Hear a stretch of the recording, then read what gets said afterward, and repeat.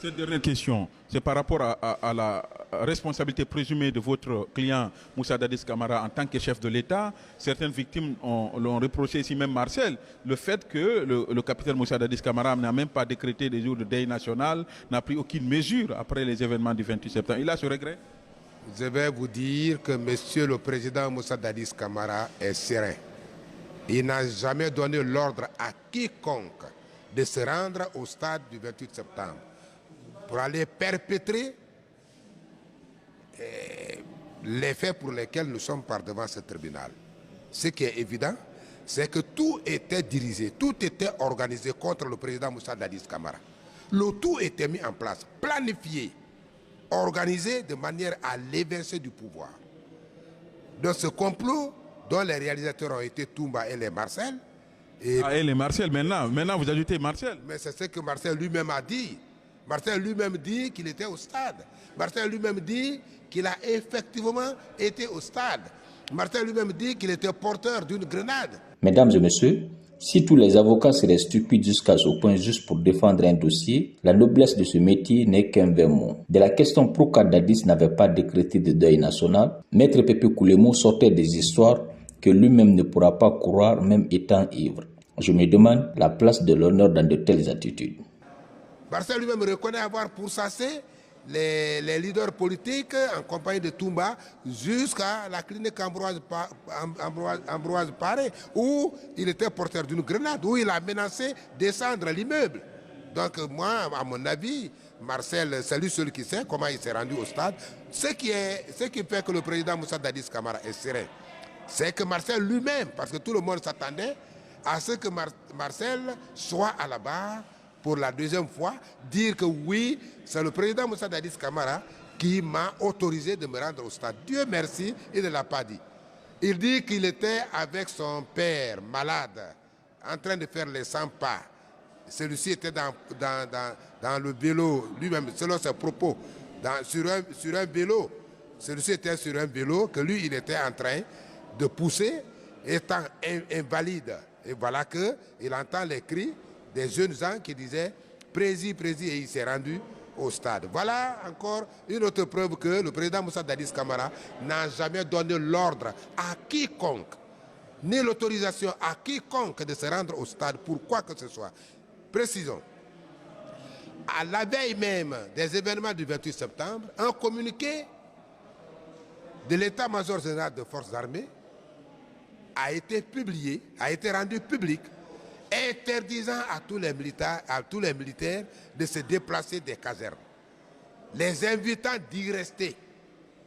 Tous les militaires qui n'ont pas obéi ça, qui n'ont pas respecté ce communiqué, qui se sont rendus au stade, s'ils sont rendus parce qu'ils en ont voulu et ils doivent assumer la responsabilité qui est la leur. Cette dernière question, cette fois-ci c'est la dernière. Vous vous interrogez, tout de suite on parlait en aparté sur le mode vestimentaire de Toumba Diakité, ça vous dérange? Non, ça ne nous dérange pas, mais ce qui est évident, c'est qu'il passe comme un prisonnier, le prisonnier le plus riche de ce procès. Vous avez vu aussi Marcel Guilabogui, il a changé d'accoutrement. Quelqu'un qui a toujours comparu ici comme un malheureux type, comme un souffrant, comme un homme ordinaire aujourd'hui, Marcel passe de sa présence, vous voyez déjà comment il est habillé, il vient en grand boubou, où il tire l'argent là, où il prend l'argent là. C'est que quelque part, nous nous rendons compte qu'il est corrompu, quelque part il a été acheté pour venir dire ce qu'il a dit ici.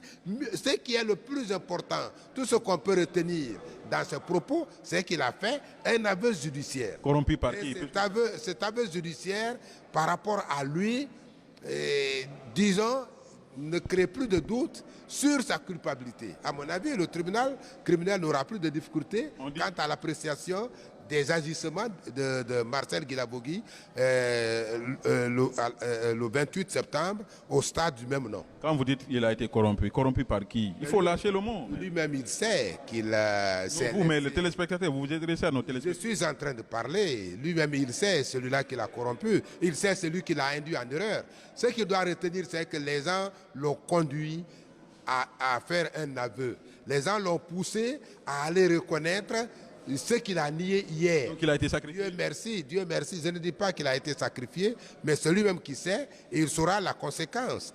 Là où les conséquences de son aveu, parce que l'aveu judiciaire tel qu'il a eu à faire à cette barre exclut tout cas de soupçon, tout cas Même si capitaine Moussa Dadis Camara était innocent dans cette procédure, je doute qu'un avocat avec cette façon de défendre puisse le tirer d'affaire. Des incohérences, aucune éloquence et des arguments qui ne pouvaient pas du tout tenir. C'est avec cela que Maître Pépé Koulemou voulait défendre Dadis Camara. Finalement, c'est Maître Paul Yomba Kourouma qui avait raison concernant Maître Pépé Koulemou.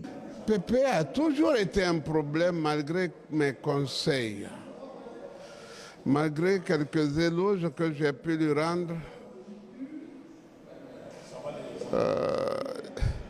je crains que j'ai engendré un serpent, que j'ai délivré un cobra et que sa morsure risque de m'atteindre. Mais il fait votre fierté, non, dans ce procès, il se bat. Il est un grand avocat, une mauvaise cause qu'il gère.